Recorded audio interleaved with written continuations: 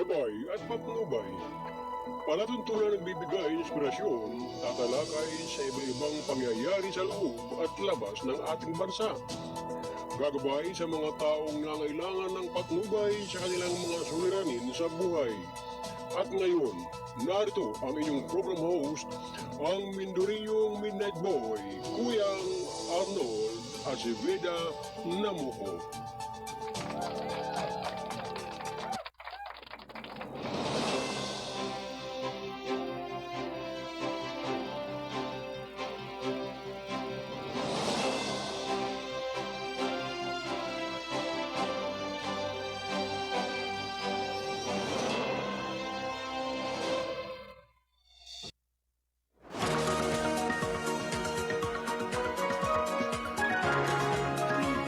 Habang mabigyan naman ang may 110 mga trabahador sa barangay.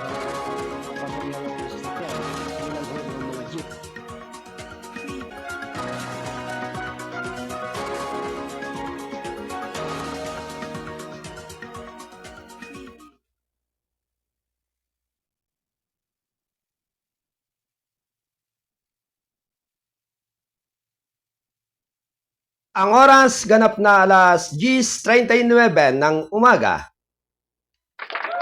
Ito ay atid ng KBS RMM News TV, Radyo na Dyaryo pa. Ito ay kasapi ng The United Multimedia International Press Corps.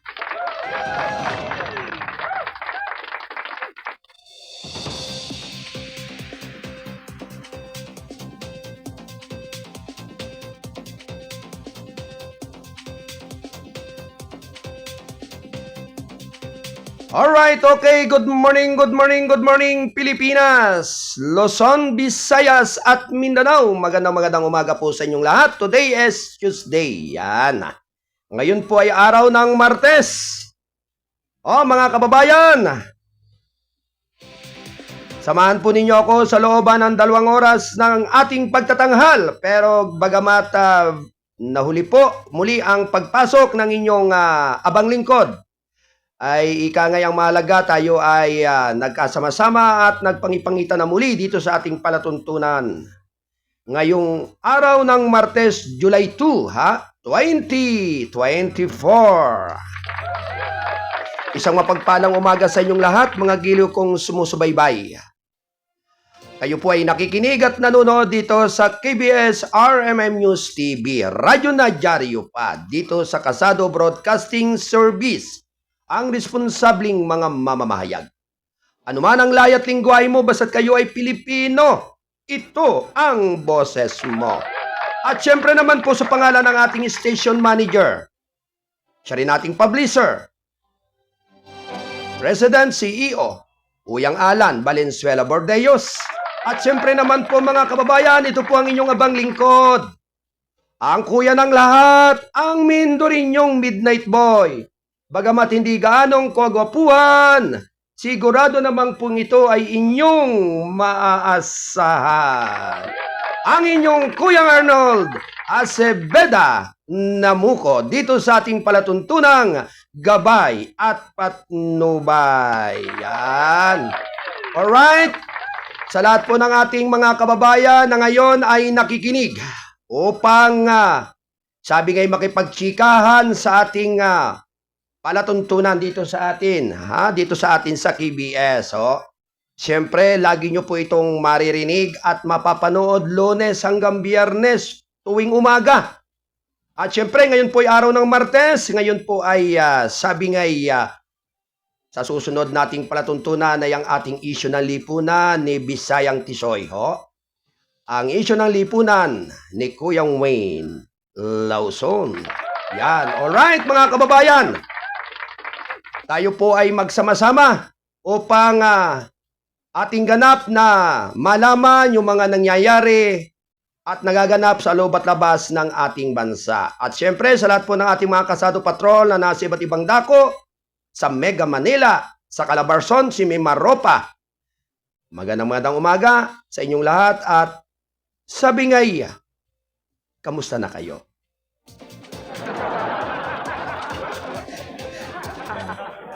Medyo talaga yung ating mga mga reporter ho, medyo nalilito sa oras eh.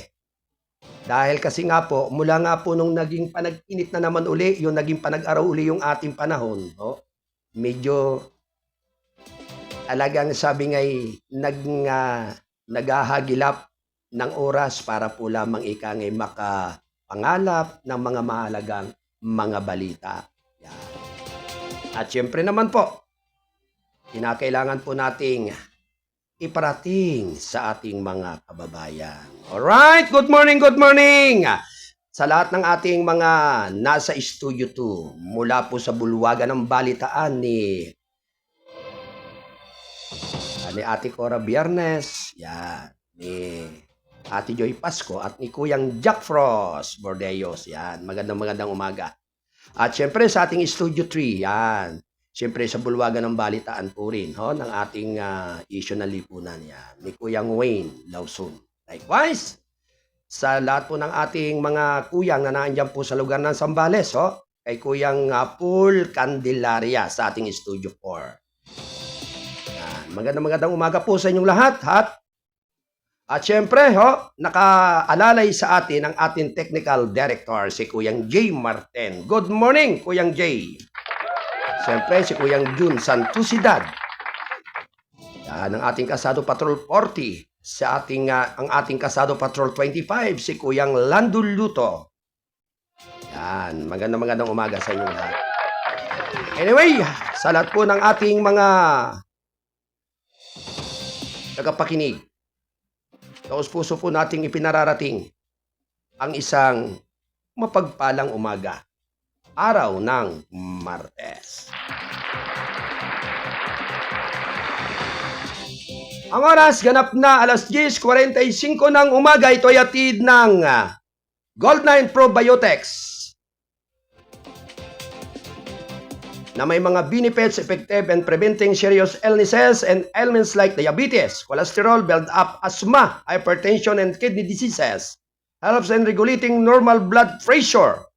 Maintains normal blood sugar level, boosts immune system, helps in healing wounds faster, perks up body immune response to stress. Gold9 Plus Probiotic and natural extracts includes the following: stevia plant, ampalaya, serpentina, malunggay, asitaba, insulin plant, banaba, sambong, mangustin. Ito ay sa pag-endorso ni Dr. Ariel T. Bayra ng Gold9 Plus Probiotics at ng Insensitive Potes.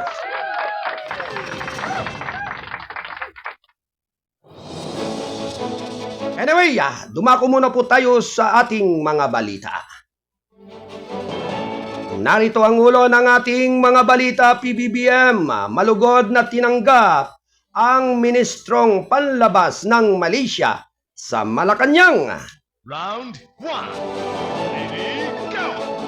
Samantala mga kababayan, 7 arestado, 11 nasagip sa anti-trafficking operation ng NBI. Round 1. Ready, go! Senado nagtaka ng isa pang inquiry sa mga illegal pugo. Round 1. Ready, go! Samantala, mga kababayan, 23 strike drivers nabed sa first day ng no plate, no travel policy. Round 1. Ready, go! EDCOM, DALWA at DepEd magsasagawa ng nationwide mapping sa mga pribadong paaralan. Round 1. Ready, go! Samantala, COMELEC naghahanda ng kaso laban kay Banban Mayor Guo. Round 1. Ready, go! BI nakahuli ng 9 na illegal Chinese workers sa kahabaan ng Manila Bay. Round 1. Ready, go! House tiniyak na modernisasyon welfare programs ng AFP sa napinunduhan ng maayos. Round 1. Lady, go! Samantala,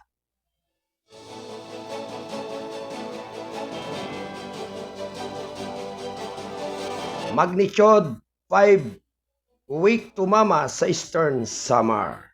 Round 1. Lady, go! 22,000 caps magsisecure sa third zona ni Pangulong Marcos ayon sa insert RPO. Round 1. Lady, go! Itong hinihinalang rebelding NPA patay sa enkwentro sa Nueva Ecija versus militar. Round 1. Lady, go! Antabayanan ng kabuang mga balita, mga ilang sandali po lamang.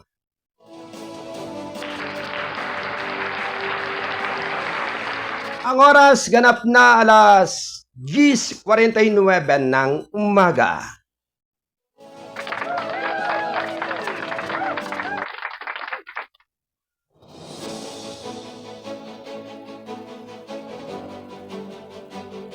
Good morning, Gabay at Patnubay host commentator, Koyang Arnold, Namuko KBS RMM News Kasado Team, from Kuya Lando Luto, ang ating Kasado Patrol 25. At may komentaryo dito ang ating chief reporter, okay lang daw po mga kababayang o kuyang, kahit miski pa bago-bago ang oras ng ating daily radio program ay masaya naman tayo ay nakakapagbigay ng contribute sa ating mga lahing Pilipino dahil sa bagong Pilipinas ang gusto. Yan, sabi nga ang lahing Pilipino, gusto ng Pinoy, happy ka. Tama ka, Kuya Lando. Kaya salamat sa iyong share ng iyong ipinapaliwanag at ipinaabot sa ating sambayanan. Anyway, I'm watching in standby report. Okay, sa lahat po ng ating mga Kasado Patroller, particular, siyempre si Kuya Lando Luto. Kuya Lando, standby report. Then Kuya Jun Santusidad at sa lahat po ng ating mga Kasado Patroller, standby report.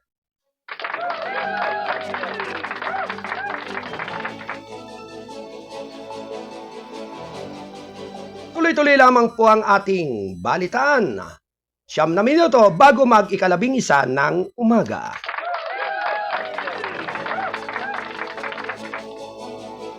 Pitong hinihinalang rebelde ng NPA patay sa enkwentro sa Nueva Ecija. Round 1. Lady, go! 7 manong komunistang rebelding New People's Army ang nasawi sa enkwentro sa tropa ng gobyerno sa Tabangan, Nueva Ecija nitong Miyerkules ng hapon ayon sa militar nitong Webes sa ilang pahayag. Sinabi ng 703rd Infantry Brigades ng Philippine Army na narecover din ang ilang high-powered firearms kasunod ng engkwentro sa barangay Malbang walang naiulat na nasawi sa panig ng gobyerno. Ayon sa militar, hindi pa nakikilala ang mga napatay na hinihinalang rebelde. Dagdag pa nito na recover sa encounter site ang 3 M14 rifle, 6 na M16 rifles, isang M16 na may nakadikit na M203 rifle, isang low-powered firearms, supervisibong dokumento at personal na gamit. Patuloy ang hot pursuit operation para linisin ang encounter site at matiyak nakaligtasan ng komunidad ayon sa militar. Alinsunod ng 84 Infantry Battalion ang combat operations laban sa Kumiting Riyon, gitnang Luzon ng rebelding grupo habang nagpapakalat umano sila ng takot sa mga residente sa lugar. Napigilan po natin ang kanilang planong maibalik ang kanilang impluensya sa komunidad gamit ang pananakot. Actually, inabol namin ang mga ito galing Aurora to Nueva Vizcaya. Ngayon dito sa Nueva Ecija ayon kay 84 IB Commanding Officer Lieutenant Colonel Gerald Reyes. Ayon kay Commander ng 703 IB Brigadier General Joseph Norwin Pasamonte, mananatili ang malakas na pangako sa komunidad na ireserba ang kapayapaan na matagal naming ginagawa.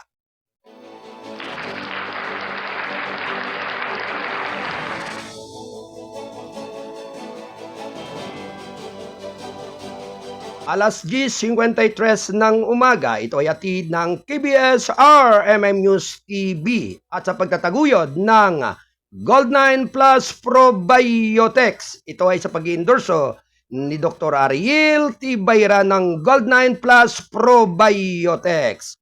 Ito ay sa pagtataguyod at sa pag-alalay ng ating buong pwersa ng Balitang Kasado. Ang payagang balansi at totoo, National Newskeeper.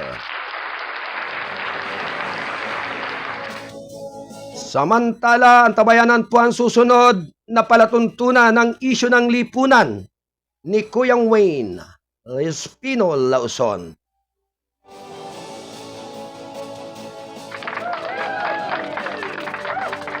ABBM malugod na tinanggap ang Ministrong Panlabas ng Malaysia sa Malacanang. Round 1. Lady, go! Malugod na tinanggap ni Pangulong Ferdinand Romualdez Marcos Jr. si Malaysian Foreign Minister Dato Seri Utama Haji Muhammad bin Haji Hassan sa Malacanang ng courtesy call ng huli nitong Lunes. Ayon sa isang balita ng Presidential Communication Office, tinalakay ng dalawang leader ang bilateral ng relasyon ng Pilipinas at Malaysia at na mahalagang isyo ng rehiyon. Welcome sa Pilipinas. Salamat sa paghahanap ng oras upang bisitahin kami habang naglalakbay ka na paligid ng ASEAN o Association of Southeast Asian Nations. So sana maging productive ang pagbisita mo, sipi ni Pangulong Marcos sa nasabi sa Foreign Minister ng Malaysia. Ayon kay Pangulong Marcos, inasam ng Pilipinas na mapanatili ang sarili sa constant communication sa Malaysia sa kasalukuyan na mga pangyayaring nagsimula ang relasyon diplomatiko ng Malaysia ng Pilipinas noong 1959 sa pagtatag ng aligasyon ng Pilipinas sa Kuala Lumpur. Formal na pinasimulan ang ligasyon ng Pilipinas bilang konsulado noong Mayo 18, 1964. Tanda ng formal na pagtatatag ng relasyon. Noong Hulyo 25 hanggang 27, 2023, ginawa ni Pangulong Marcos ang kanyang state visit sa Malaysia at nagkaroon ng audience kasama ang kanyang kamahalan Al-Sultan Abdullah Riyaduddin Al-Mustafa Bilasa Ebni Al-Marhum Sultan Haji Ahmad sa Al-Mustain Bila na noon ay yung di Pertuan Agong 16 ng Malaysia. Nauna nang bumisita sa Pilipinas si Malaysian Prime Minister Anwar Ibrahim noong Marso 12, 2023. Sina Pangulong Marcos at Ibrahim ay nagsagawa ng maggiliw at produktibong talakayan tungkol sa bilateral cooperation na sumasaklaw sa politika, seguridad, ekonomiya at ugnayan ng mga tao sa panahon ng kanilang mga pinag-iigpitan at pinalawak ang bilateral at pagpupulong. Mahalaga ang papel na ginagampanan ng Malaysia sa pagtatatag sa kapayapaan sa Muslim Mindanao. Sa nakalipas na ilang taon, malaki ang naging hakbang ng Bangsamoro Tumos Region and Muslim Mindanao o BARM region sa pagtatayo ng mga institusyon para sa sariling pamamahala alinsunod sa Bangsamoro Organic Law.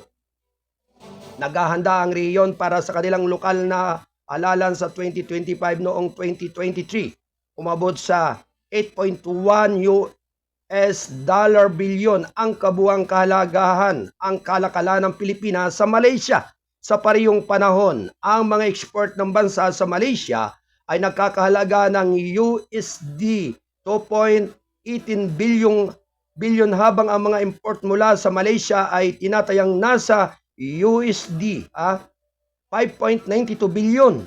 Noong nakaraang taon din, ang Malaysia ay nauna bilang ikasyam na pangunahing trading partner ng Pilipinas, ikalabing isang export market at ikawalo import supplier.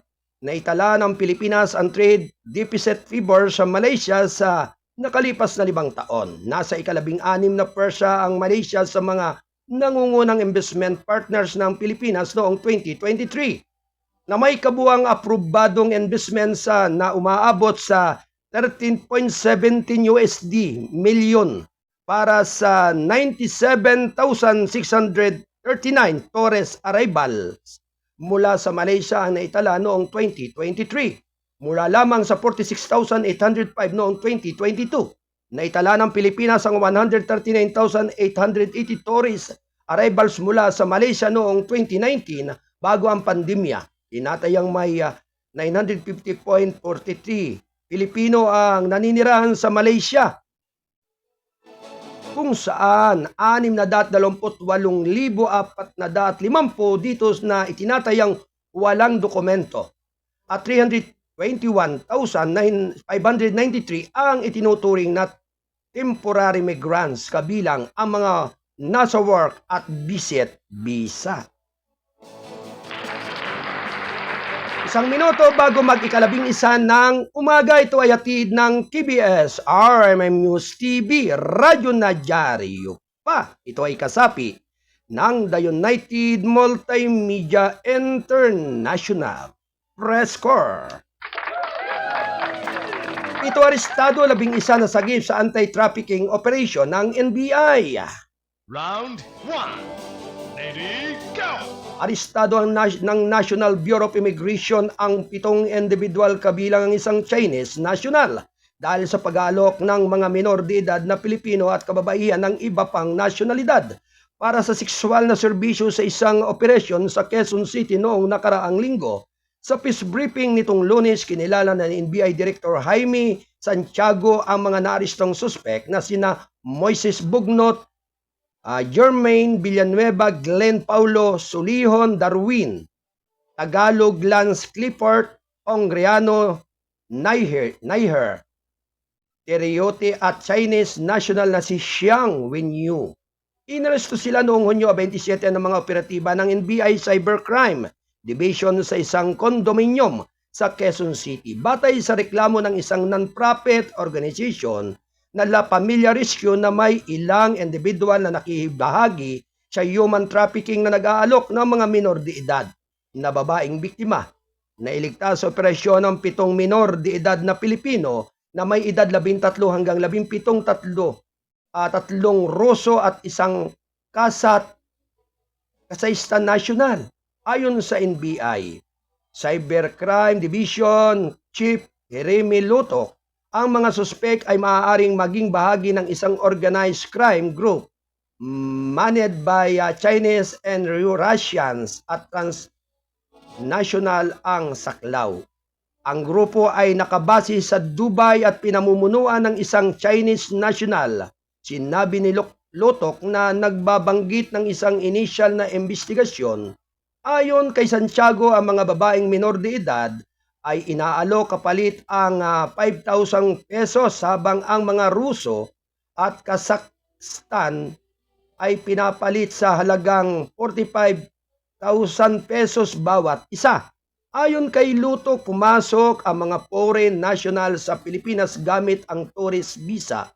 Naharap ang mga sospek sa kasong paglabag sa Expanded Anti-Trafficking in Persons Act of 2012. Kaugnay ng Cybercrime Prevention Act of 2012. Alas 11:02 ng umaga, ito ay hatid ng KBS RMM News TV, Radyo na Dyaryo pa. Ito ay sa pagtataguyod ng Gold9 Plus Probiotics.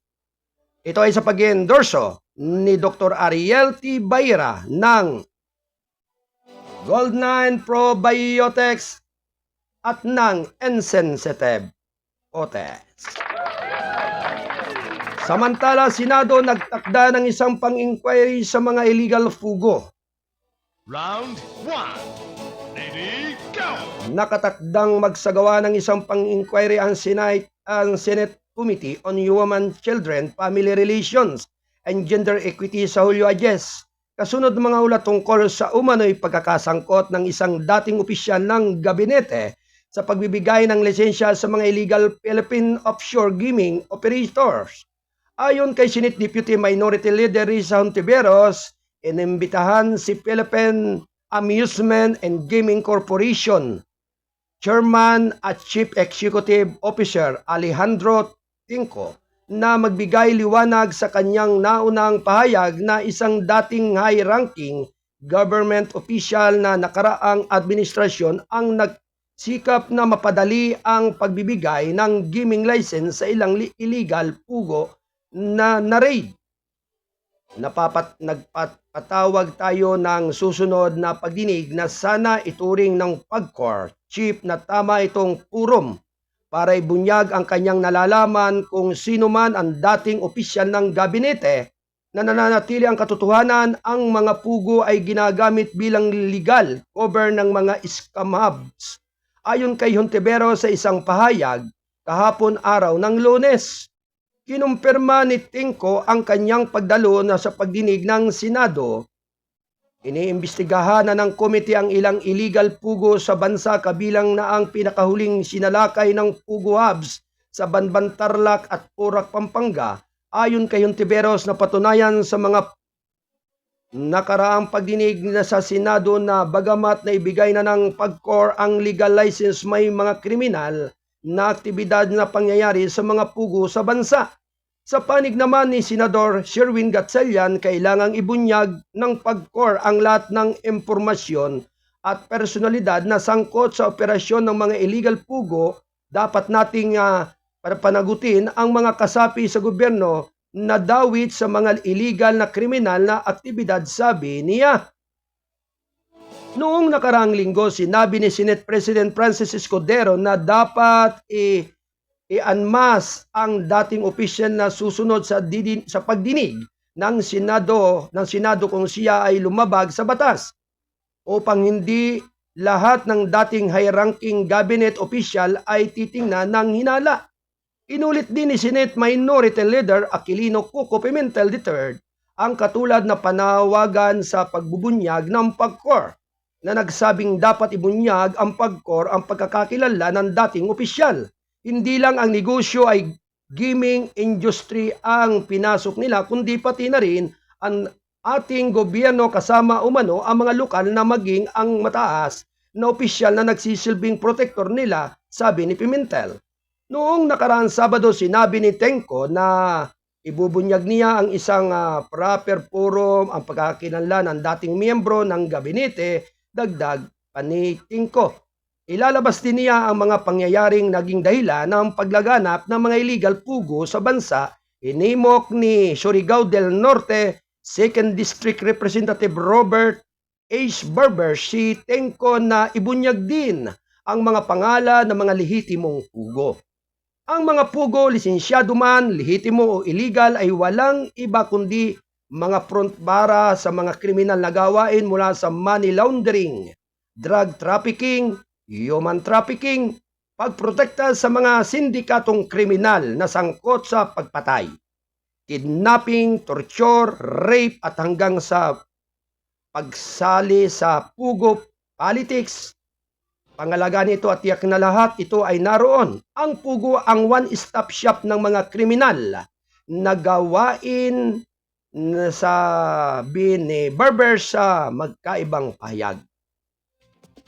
Kung patuloy nating papayagan ang kanilang operasyon, lahat tayo ay matutupok ng bulok na kriminal na sistema nito hanggang sa ito ay maging tanggap sa pamantayan at ang ating lipunan ay maging walang halaga, dagdag niya. Alas 11:07 ng umaga, ito ay hatid ng KBS RMM News TV, Radyo na Dyaryo Pa. Ito ay kasapi ng The United Multimedia International Press Corps at syempre sa pagtataguyod ng buong pwersa ng Balitang Kasado. Antabayanan ang susunod na palatuntunan ng isyu ng lipunan. Isyu noon, isyu ngayon. Ito ay sa pagtataguyod ng palatuntunan ni Kuyang Wayne Espino Lawson, ang Bisayang Tisoy.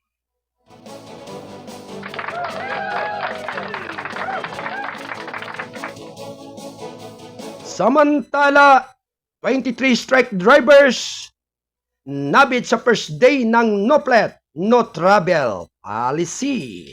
Round 1. Ready, go! Hindi bababa sa 23 tricycle drivers ang nahuli sa unang araw ng no plate no travel policy sa Quezon City nitong Lunes. Sa isang balita, sinabi ni Land Transportation Office na sa unang oras ng implementasyon ay nasa 16 na drivers ang binanggit para sa mga hindi rehistradong sasakyan. 5 pa ang nahuli dahil sa pagpapatakbo ng motor vehicle na walang plaka, habang 2 pa ang nagmamaniho ng walang lisensya. Ayon kay LTO Chief at Assistant Secretary Vigor Mendoza II, ang pagpapatupad ng palisiya ay kinonsulta at na pagkasunduan ng pamahalaang lungsod at ng mga leader ng miyembro ng iba't ibang tricycle operators and drivers association. Ito po ay welcome sa ating mga kaibigan sa mga tuda ng Quezon City dahil hindi lang naipaliwanag natin ng maayos ang kahalagaan ng palisiyang ito, kundi sila mismo ay nagrireklamo sa mga kolorom ng mga tricycles na inaagaw ang kita ng dapat ay para sa kanila, sabi ni Mendoza. Batay sa patakaran, lahat ng tricycle ay kailangang magpakita ng balido at autorisadong plaka sa lahat ng oras habang namamalagi sa kalsada. Kailangang malinaw na nakikita at maayos ang pagkakabit ng plaka sa mga tricycle ayon kay Mendoza. Sapat na bilang ng mga tauhan ng LTO ang mga traffic enforcer ng lungsod na ipakalat sa mga strategic area upang maipatupad ang nasabing patakaran. Ang sinumang tricycle na mapagpapatunayang nag-ooperate ng walang valid plate ay dapat hulihin habang ang mga naaangkop na legal na aksyon at parusa alinsunod sa umiiral ng mga batas at regulasyon ay ipapataw ang nakasaad sa memorandum ng LTO. Alas 11:10 ng umaga, ito ay atid ng KBS RMM News TV. Radyo na dyaryo pa. Ito ay sa pagtataguyod ng Gold9 Plus Probiotics sa pag-endorso ni Dr. Ariel T. Bayra ng Gold9 Plus Probiotics at ng Insensitive Potex. Samantala, EDCOM 2 ang DepEd magsasagawa ng nationwide mapping sa mga pribadong paaralan. Round 1. Ready, go! Nagkaroon ng milestone partnership ang Second Congressional Commission on Education at Department of Education para sa mapamap ang lahat ng pribadong paaralan sa bansa upang ipaalam sa mga patakaran programa ng pamahalaan kaugnay ng komplementaridad ng mga pampubliko at pribadong institusyong ng edukasyon. Sa deliberasyon ng Kongreso sa mga hakbang upang mapalawak ang government assistance to students and teachers and private education. Ang pagmamapang ito ay magkakatulong ng malaki tungo sa pagtiyak na ang mga mapagkukunan ng pamahalaan ay namumuhunan ng estratehiko na optimize ang parehong pampubliko at pribadong kapasidad sa paghatid ng dekalidad na edukasyon. Sa lahat, sabi ni EDCOM 2 Executive Director Carol Marquille sa isang balita nitong Lunes. Habang ang pagmamapa ng mga pampublikong paaralan ay dating isinasagawa ng DepEd at OpenStreetMap, ito ang unang pagkakataon na gagawin ng DepEd ang komprehensibong pagmamapang sa lahat ng pribadong paaralan sa buong bansa. Isang kritikal na susunod na hakbang sa pagsusulong ng inilabas nitong patakaran. Kamakailan ang DepEd Order No. 6 Series of 2024 sa Public and Private Basic Education Complementary Framework, sabi niya. Sa initial na pulong noong nakaraang Hunyo 18, kinatawan ng DepEd sina Assistant Secretary for Operations Francis Cesar Bringas, Tara Rama, Director Gemma Ledesma at Marieta Atienza. Sinusuportahan din ang pagsisikap ng ito ng Private Education Assistance Committee na pinamunuan ng Executive Director nito na si Doris Ferrer at ang Coordinating Council of Private Educational Association of the Philippines sa pangunguna ni Executive Director nito na si John Hakum. Sa pagtatayo ng mga naunang pagsisikap ng DepEd at pribadong sektor na makabuo ng komprehensibong dataset ng mga pampubliko at pribadong paaralan. Makikipagtulungan ng EDCOM2 sa DepEd at mga private school partners mula sa lahat ng rehiyon sa bansa upang mangulikta at mag-validate ng location data ng 12,212 pribadong paaralan batay sa datos ng DepEd, BSEC Education Information System sa buong buwan ng Hulyo. Ayon sa EDCOM2, ang pagsusuri sa dataset ng lokasyon ng publiko at pribadong paaralan ay makakatulong upang malaman kung ang kasalukuyang backlog sa mga silid-aralan o ang kasikipan sa mga pampublikong paaralan ay maaaring matugunan sa pamagitan ng pagbibigay ng voucher o subsidiya sa mga kalapit na pribadong paaralan. Ang partnership ay nakatakda ng mapabilis ang pagkulikta at validation ng data ng mga pribadong paaralan sa National Capital Region o Region 4A, Calabarzon at Bangsamoro Tumos Region and Muslim Mindanao at mga lugar na determinadong magkakaroon ng pinakamatinding overcrowding sa elementarya at junior high school batay sa classroom to learners ratios. Sa gagasusin ang pinakamainam na may layuning decongest ang mga pampublikong paaralan at makakatulong sa pinakamahirap na mag-aral, sabi ni EDCOM2 Co-Chairperson Senator Win Gatchalian. Ang pagmamapang kung saan ang ating mga pribadong paaralan, siksikan na pampublikong paaralan at pinakamahirap na mag-aaral ay dapat makatulong sa atin upang maging mas mahusay sa paggamit ng mga mapagkukunan, aniya. Alas 11:15 ng umaga, ito ay atid ng PBS RMM News TV, Radyo na Diaryo pa. Ito ay kasapi ng The United Multimedia International Press Corps. At sa pagtataguyod naman ng Gold9 Plus Probiotics, ito ay sa pag-endorso ni Dr. Ariel T. Bayra, ang Gold9 Plus Probiotics at ng Insensitive Potes. Comelec naghahanda ng kaso laban kay Banban Mayor Guo. Round 1. Ready, go! Ayon sa Komisyon ng Elections nitong Lunes, naghahanda na sila ngayon sa pagsasampa ng mga kasong election offense laban sa suspendidong Banban Tarlac Mayor Alice Guo.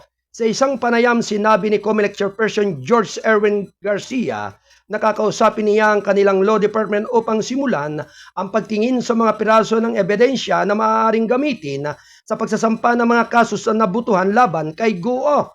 Samantala, sinabi naman ni Garcia na hinihintay nila ang report ng investigasyon ng Senado hinggil dito. Gayon din ang Guo warrant to petition na inihain ng official of the Solicitor General laban kay Guo. Siyempre, mas maganda din talaga na mahintay namin ang mismong Senate Committee report. Ano ba ang mga nakita nila na ebidensya? Siyempre yung sa USG, pero pwede namin gawing basihan ang nilalaman ng petition for Mayor Guo. Warrant to upang makita namin meron ba talagang misrepresentation, sabi niya. Bukod na niya ito sa mga kasong perjury at falsification na posibleng isampa laban kay Mayor Guo. Ang election offense daw ay may 5 taong prescriptive period. Kung 2020 po ang violation, wala pang 5 taon. Therefore, may jurisdiction pa kami na maghain ng kaso kung nakaligtas ka sa administrative liability, hindi ka nakakaligtas sa, sabi ni Garcia. Nauna nang sinabi ni Comelec na maaaring isampa ang kasong misrepresentation laban kay Mayor Guo dahil sa paggawa ng maling claim sa kanyang Certificate of Candidacy or COC nang tumakbo ito noong Mayo 2022 elections. Sa kanyang COC, dineklara niya ang Tarlac City, Tarlac bilang kanyang lugar ng kapanganakan at 35 taon at 2 buwan na siyang naninirahan sa Pilipinas. Noong nakaraang linggo, sinabi ng National Bureau of Investigation or NBI na tumutugma ang mga fingerprint ni Mayor Guo sa fingerprint ng isang babaeng Chino na nagpapangalang Guo Huaping. Posibleng nagpapahiwatig na sila ay isang tao. Ayon sa mga ulat, pumasok si Guo Huaping sa Pilipinas noong 2003 nang siya ay 13 taong gulang pa lamang. Alas 11:19 ng umaga, ito ay atid ng TBS RMM News TV. Radyo na dyaryo pa. Ito ay kasapi ng The United Multimedia International Press Corps. Siyempre, binabati po natin ng magandang morning ang lahat ng mga KPP brother and sister ng Kawang Gawa Pag-ibig Pananampalataya Divine Healing Power dyan sa lugar ng lalawigan ng Oriental Mindoro, dyan sa lungsod ng Calapan, sa Barangay Bangkatan, dyan sa Baco, Oriental Mindoro. Siyempre, sa pangunguna po ni Brother Rubin Pamilara, ni Brother Celso Cueto, ayan, si Brother Gerald Gasik, ayan, si Brother, siyempre, Fernan Pascia, Brother Ansel Arroyo, si Brother Beethoven Alban, then si Brother Mick Acebeda, yan. At siyempre si Sister Maureen Sanchez, si Sister Analisa Menguela Gasik. Sa lahat po ng mga brother at sister, magandang umaga po sa inyong lahat dyan at sumainyo ang kay gandang umaga ngayong araw ng Martes. Siyempre, today is Tuesday, ho. Siyempre, 2 ng Hulyo, July 2024. Mapagpalang umaga sa inyong lahat. Naway ang gabay at pagpapala sa bawat isa ay laging sumainyo. Magandang umaga po sa inyong lahat. Tuloy-tuloy lamang po ang ating balitaan. BI nakahuli ng 9 na illegal Chinese workers sa kabaan ng Manila Bay. Round 1. Ready, go! Inaresto ng mga otoridad ng Immigration and 9 na Chinese national na hinihinalang illegal na nagtatrabaho sa mga sasakyang pandagat sa kabaan ng Manila Bay sa Parañaque City. Sa isang pahayag nitong Lunes, sinabi ni Bureau of Immigration Commissioner Norman Tanchinko na sina Li Wilin Liu Ping Wang Yung Wang Ibing Gong Yuanju Xiang Tao Dae Guang Yuan Li Jiang Yu at Kang Tian di ay naaristo noong Hunyo 29 sa baybayin ng Parañaque Fishport sa barangay Donggalo. Aniya nahuli ang mga dayuhan habang bumababa ng 3 motorboat at intelligence division ng Brunei. Bureau sa koordinasyon ng trupang militar, 4 sa mga manggagawa ang may passport at may hawak na 9G visa na pinitisyon ng isang engineering company sa Pilipinas habang ang natitirang 5 ay mga undocumented aliens. May dahilan tayo para maghinala na ang mga individual na ito ay nagsasagawa ng illegal na trabaho sa mga sasakyang pandagat at kahabaan ng Manila Bay. Ang kanilang mga visa ay nalilimita sa kanilang trabaho sa isang kumpanya sa Pasay City at wala sa ibang lugar ang mga foreign nationals na may valid working visa kung mapapatunayang nagtatrabaho sa ibang kumpanya ay lumalabag sa kondisyon ng kanilang paglagi, sabi ni Tanchinko. Samantala, sinabi ni ID Chief Fortunato Manahan Jr. na nagsasagawa sila ng ilang buwan sa surveillance at intelligence gathering matapos makatanggap ng ulat sa may mga Chinese national na sumasakay sa bumababa sa mga sasakyang pandagat sa baybayin. Nakadetain ngayon ang mga dayuhan sa pasilidad ng Bureau of Immigration sa loob ng Camp Bagong Diwa sa Bikutan, Taguig City. Alas 10:22 ng umaga. Alas 11:22 ng umaga. Ito ay hatid ng TBS RMM News TV. Radyo na dyaryo pa. Ito ay sa pagtataguyod ng buong persa ng balitang kasado. Ang pahayagang balanse at totoo. National Newspaper. At siyempre, Binabati po natin ng magandang morning si Asya Namuko, ho, at lagi nakasubaybay itong si Ate Bibi. Asya Namuko yan. Magandang umaga sa iyo, ha. At syempre, siya po yung regular nating ikangay followers si Asya. Yan. At syempre, sa lahat po ng ating mga tagapakinig na ngayon po ay nakaantabay upang ikangay makipagbalitaan. At syempre naman po sa lahat po ng ating mga may kapangyarihan sa ating mga autoridad, sa ating mga minamahal na mga kababayan. At syempre, binabati po natin ang ng magandang morning ho, ang Watchman Initiative Affairs, Divine Council, Customary Humanitarian Law. Siyempre sa pangunguna po ni Kuyang Chaplain, Frederick Berry. Yan. At ganoon din po ni Ate Bai, Fredeline Samaldani. At siyempre, ito pong Watchman Initiative Affairs, Divine Council, Customary Humanitarian Law, ay may mga lituntuning nakapaloob sa Republic Act 8371. Ito ay gumagarantiya sa karapatan ng mga katutubong tribo sa iba't ibang dako ng ating bansa. Likewise, maging sa iba't ibang dako rin po ng mundo. Yan. Lalong higit po sa ating mga kababayang tribo, mga katutubo, sa mga katutubong Blaan, yan. At sa mga katutubo ring Mangyan, yan po sa lalawigan ng Oriental at Occidental Mindoro. At hindi lamang po yan, maging sa mga Aita, yan, sa mga Dumagat, basta lahat po ng mga katutubong tribo sa iba't ibang dako ng bansa. Gumagabay po at nakapaloob po sa Republic Act 8371 na gumagarantiya sa karapatan ng mga katutubong tribo dito sa ating bansa. At may mga batas na sabi nga'y nakapaloob dito na sumasaklaw sa kanila upang sila'y maprotektahan at maitaguyod. Sapagkat ang customary law, self-governance and dependent, indigenous cultural communities ng indigenous people, ICCs, IPs, Inter-Tribe, Inter-Land Recovery Program ay patuloy na pumapailang lang at ito nga po ay iginagawad sa lahat ng ating mga minamahal na mga kababayang katutubong tribo dito sa ating bansa. Sapagkat ang Watchman Initiative Affairs, the Sovereign Institute, Divine Council, and Customary International Humanitarian Law, ito ay patuloy na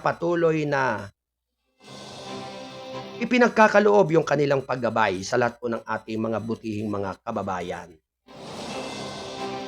Siyempre po, sa ating pong mga minamahal na mga kapatid na mga Pilipino, diyan sa lugar po ng Barangay Sinawal,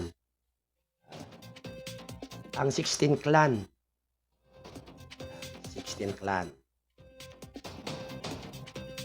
ng katutubong Blaan diyan sa General Santos City diyan sa Mindanao. Kaya sa lahat po ng ating mga minamahal na mga kababayan, naway ang patuloy na kapayapaan at kaayusan ay palaging sumabawat isa.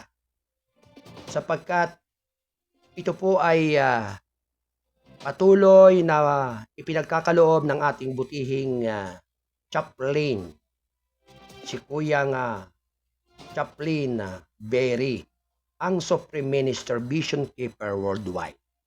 At siya rin po yung ating Kasado Patrol 13 na naandyan sa lugar po ng Kamindanawan. At ganoon din po sa pagtataguyod po ni Ate Princess Sunshine Amera Magdangal, ang SK5 President CEO Vision Keeper ng Watchman Initiative Affairs. Alas 11:27 ng umaga, ang tabayanan ang susunod na palatuntunan ng isyu ng lipunan ni Bisayang Tisoy. Ang ni Kuyang Wayne Lawson. Samantala, alas 11:28 ng umaga, House, tiniyak ang modernisasyon welfare programs ng AFP na pinunduhan ng maayos. Round 1. Ready, go! Tiniyak ni Speaker Martin Romualdez nitong Lunes sa Kamara de Representantes na ang mga programang modernisasyon at kapakanan ng Armed Forces of the Philippines, lalo na ng Philippine Air Force or PAP, ay mapupunduhan ng maayos sa taunang pambansang budget. Kami ay nakatuon sa magbibigay ng kinakailangang suporta sa batas upang matiyak na ang mga programa sa modernisasyon at mga inisyatibong kapakanan para sa ating sandatahang lakas ay ganap na pinunduhan at epektibong maipatupad, sabi niya. Ginawa ni Romualdez ang pangako ng sambayanan niya si Pangulong Ferdinand Romualdez Marcos Jr. sa 77th founding anniversary sa Basa, RB sa Florida Blanca, Pampanga. Aniya, matibay ang paninindigan ng Kamara sa likod ng pagngitain ng Pangulo para sa sandatahang lakas at patuloy silang gagawa ng mga patakaran na mapapahusay sa kakayahan ng bansa sa depensa, magpabuti sa kalagayan ng paglilingkod para sa mga sundalong Pilipino at tiyaking nananatiling ligtas at na matiwasay ang Pilipinas. Kinilala natin sa mga mundong ito ang patuloy na umuunlad ang ating security aparatos ay dapat na dynamic, matibay at forward-looking. Sa gayon ay simula ng administrasyon ang komprehensibong program sa modernisasyon na maglalayong i-upgrade ang ating mga sistema ng pagtatanggol at tiyakin ng mga ating sandatahang lakas ay may nilagyan ng pinakabagong teknolohiya at mga mapagkukunan na kinakailangan upang matugunan ang mga hamon ng modernong larangan ng digmaan, sabi niya. Ang naturang pangako dagdag niya ay suportado ng malaking alokasyon sa budget para sa mga advanced na sasakyang panghimpapawid, mga makabagong sistema ng radar at mga kagamitan sa state of the art. Ang mga pagsulong na ito ay hindi lamang para ipakita, ang mga ito ay mahalagang tol na nagbibigay daan sa aming Air Force upang maisagawa ang mandato nito na may higit na kahusayan at pagiging epektibo. Ang mga ito ay patunay na ating matibay na determinasyon na nangangapangalaga ng soberanya at integridad at teritoryo na ating bansa, sabi niya. Pinasasalamatan ni Romualdez ang mga tauhan ng Air Force sa kaniyang dedikasyon, katapangan at walang patid na katapatan sa tungkulin ang mga haligi kung saan nakatayo ang seguridad ng ating bansa. Kami ay nakatuon sa pagbibigay ng kinakailangang suporta sa batas upang matiyak na ang mga programa na modernisasyon at ang inisyatibong pangkapakanan para sa ating sandatahang lakas ay ganap na pinunduhan at epektibong maipatupad, sabi niya. Ginawa ni Romualdez ang pangako ng samahan niya ay si Pangulong Ferdinand Marcos Jr. sa 77th founding anniversary sa Basa RB sa Florida Blanca, Pampanga. Aniya, ang matibay na paninindigan ng Kamara sa likod ng pangitain ng Pangulo para sa sandatahang lakas at patuloy silang gagawa ng mga patakaran na mapahusay sa kakayahan ng bansa sa depensa, magpabuti sa kalagayan ng paglilingkod para sa mga sundalong Pilipino at tiyaking manatiling ligtas at matiwasay ang Pilipinas. Kinilala natin na sa mundong ito na patuloy na umuunlad ang ating security aparatos ay dapat na dynamic, matibay at forward-looking. Sa gayon ay sinimula ng administrasyon ang komprehensibong programa sa modernisasyon at maglalayong i-upgrade ang ating mga sistema ng pagtatanggol at tiyakin na ang ating sandatahang lakas ay nilagyan ng pinakabagong teknolohiya at mga mapagkukunan ng kinakailangan upang matugunan ang hamon ng modernong larangan ng digmaan, sabi niya. Ang naturang pangako dagdag niya ay suportado ng malaking alokasyon sa budget para sa mga advanced na sasakyang panghimpapawid, ang mga makabagong sistema ng radar at mga kagamitan sa state of art. Ang mga pagsulong na ito ay hindi lamang para ipakita ang mga ito ay mahalagang toll na nagbibigay daan sa aming Air Force upang maisagawa ang mandato nito na may higit na makahusayan na sa pagiging epektibo ang mga ito ay patunay sa ng ating matibay na determinasyon sa napangalagaan ang soberanya at integridad ng teritoryo ng ating bansa, sabi niya. Pinasasalamatan ni Romualdez ang mga tauhan ng Air Force sa kanilang dedikasyon, katapangan, walang patid na katapatan sa tungkulin ang mga haligi kung saan nakatayo ang seguridad ng ating bansa. Alas 11:34 ng umaga, ito ay hatid ng KBS RMM News TV, Radyo na Dyaryo pa. Ang tabayanan ang susunod na palatuntunan ng isyu ng lipunan ni Bisayang Tisoy, ni Kuyang Wayne Espino Lawson. Samantala, magnitude 5 quake tumama sa Eastern Samar. Round 1. Niyanig ng magnitude 5 quake ang Eastern Samar Lunes ng hapon ayon sa ulat ng Philippine Institute of Volcanology and Seismology.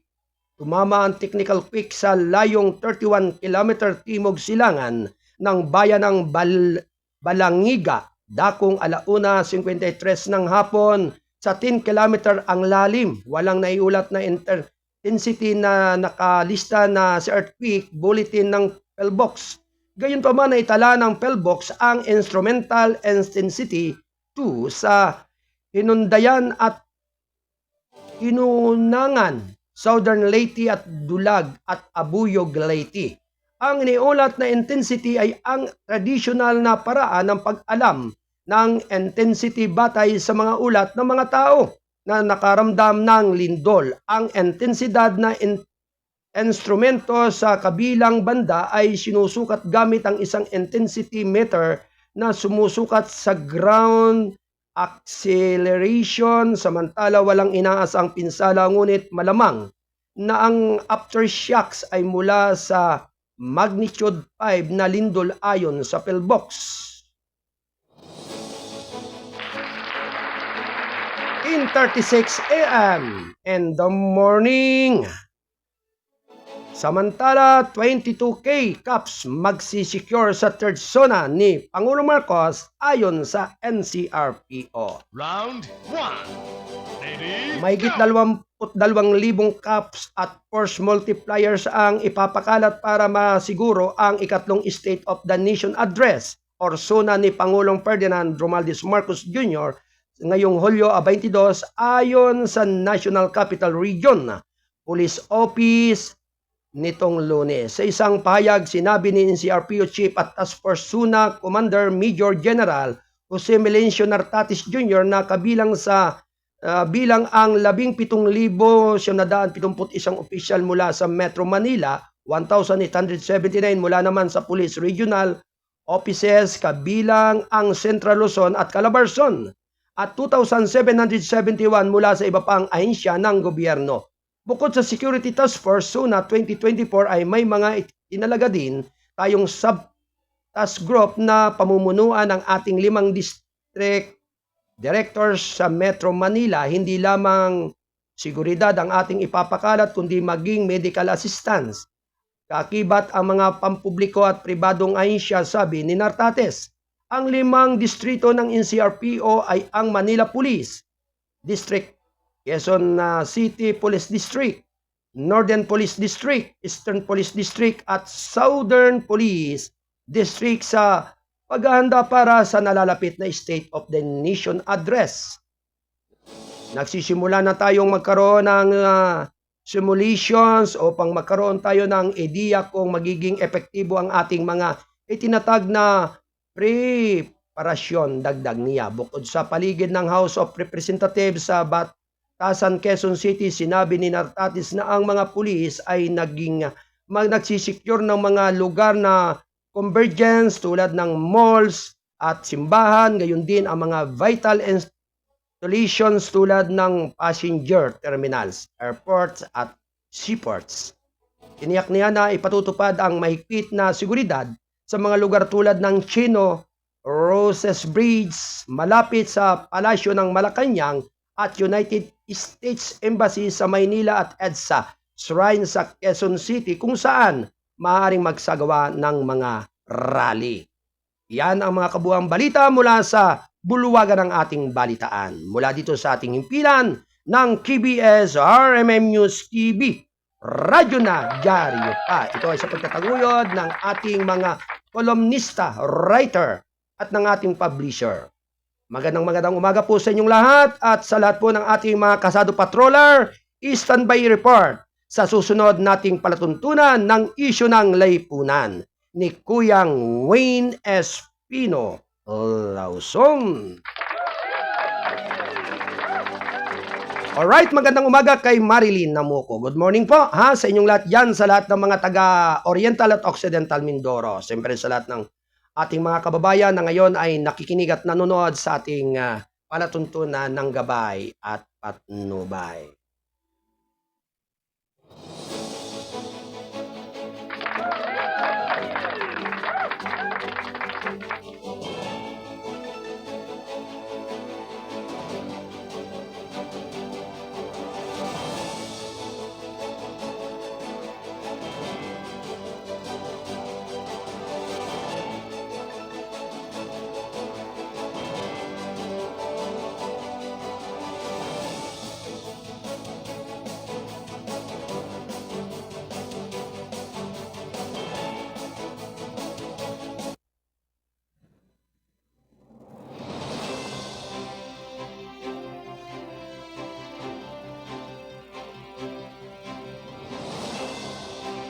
Alright, samantala, oras naman po upang pansamantalang tayo ay magkakahiwa-hiwalay sa ating palatuntunang gabay at patnubay.